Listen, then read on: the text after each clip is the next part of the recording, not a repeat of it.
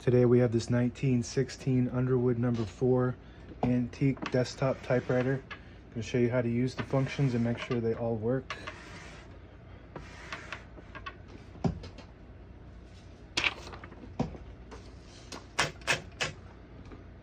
These hold the paper in line and they move from side to side. These are your margins. I got them set where almost where I want them. You just squeeze. It's got a little trigger that you squeeze. And when you get to the end, you'll hear that bell. That's your right margin.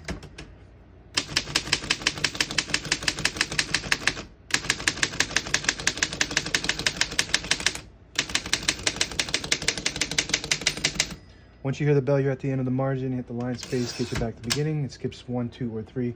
Right now we have it on single, but if you want double, flip that switch to 2, skips 2, to 3, skips 3. That works good. But we're going to keep it on single for now.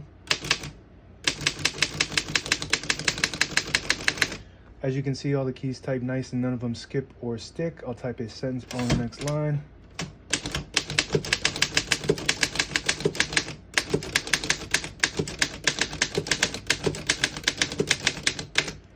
Beautiful type of machine.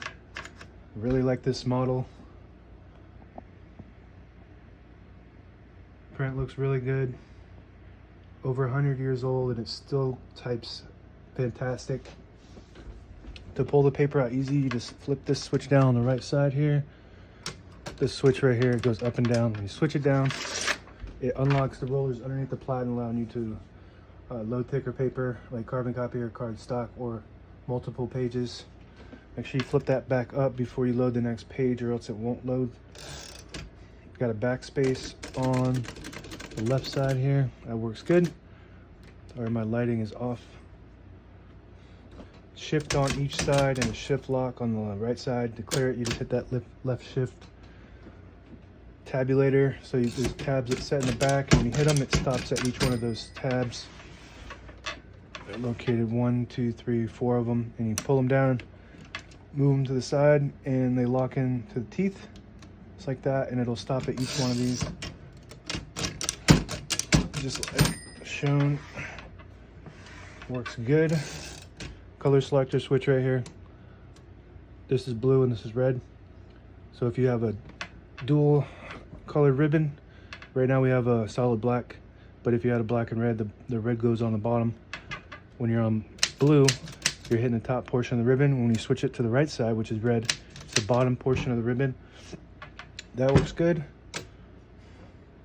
This is your direction wheel here, so you pull it towards you to the right, it'll pull to the right and you can wind it. We want it to pull to the left, so we push it in because all the brand new ribbon's loaded on this right side, so it's pulling to that side when you type. And just like that, change the direction. This is this little thing, a lot of people probably don't know what that does, but that is your margin release. You get a little bit, so if you get to the end of the margin, your keys, there's a mechanism that locks your keys, so if you hit that, it'll allow you to type past that. And it has a margin release on this side too. This is which a lot of typewriters don't have, but normally you'll stop at the beginning margin, but if you want to go past it, you just push this down and you can go past it just like that. Pretty cool. That's about it. Now available on eBay or Etsy. Search Brooksaw Antiques.